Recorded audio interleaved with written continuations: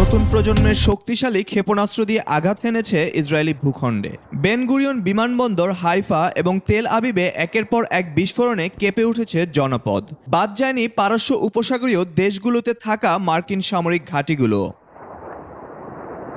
রণক্ষেত্রের রূপ নিয়েছে সমুদ্রপথ। কুয়েত উপকূলে একটি মার্কিন মালিকানাধীন তেলবাহী ট্যাঙ্কারে হামলার কথা স্বীকার করেছে ইরানি সেনাবাহিনী। কুয়েতে অবস্থিত মার্কিন ঘাঁটিগুলো এখন তেহরানের মূল লক্ষ্যবস্তু।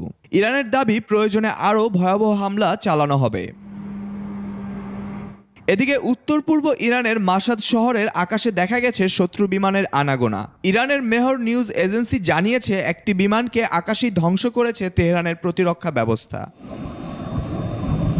অন্যদিকে তেহরানের একটি প্রাথমিক বিদ্যালয়ে হামলার অভিযোগ তুলে যুক্তরাষ্ট্র ও ইসরায়েলকে কাঠগড়ায় দাঁড় করিয়েছে ইরানের পররাষ্ট্র মন্ত্রণালয়।